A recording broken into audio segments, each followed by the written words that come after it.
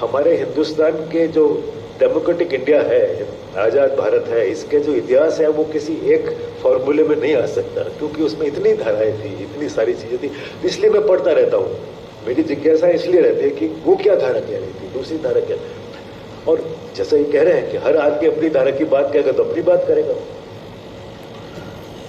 तो एक चीज तो बहुत क्लियर है, जो हमको पहले भी समझ में आई हुई थी, जो इससे पुष्ट हो गई, वो ये थी कि जो टर्निंग पॉइंट था हिंदुस्तान का, वो था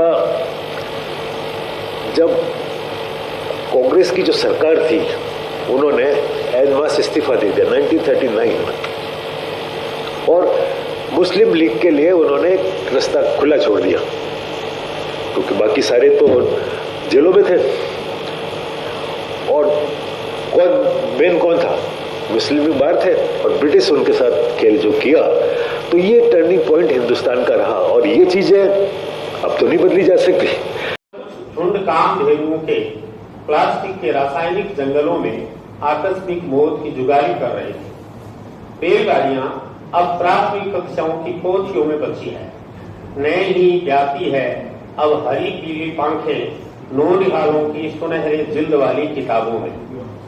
गांव में अब कहाँ रह गए हैं मंदिरों की परिक्रमाओं में प्रसाद चिट्ठी का इंतजार करते पटो। गांव की हवा में आजकल गोत्र जाति की कंटीली फूलें उगाई हैं। जागरण जमने ठुमकों और तालियों से घबराए सहमे से हैं। राती जोगा इतिहास हो चुका है। पढ़ अजूड़े अपनी मान्यताओं को तरस रहे हैं। छिड़क कर जहर बेनाम कीट मारे जा रहे हैं।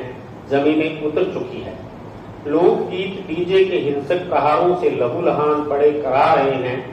लेकिन गांव की उंगलियां लगातार कर रही है यात्राएं ऑनलाइन स्क्रीन के घुमावदार रास्तों पर, जिसके गहरे गर्त में भावस्खलन हो रहा है। परदेश से लौटकर स्मृतियों के काजल में रमे गांव को अब आंखों में नहीं सजा पा रहा है वह। गुनगुनी धूप जो आती थी पड़वे के आसपास सर्दियों में, माटी की महक जो आती थी बाहर से अक्सर पहली बारिश के बाद, खदबदाते खींचड़े की सोरग जो हारे की धीमी मीठी आंख से आती थी ग्रहण में, अब केवल यादों में है। गांव गुम हो चुका है, उसका अता पता गायब है। गांव की गुमशुदगी की रिपोर्ट भला कहां दर्ज करवाए हुए है।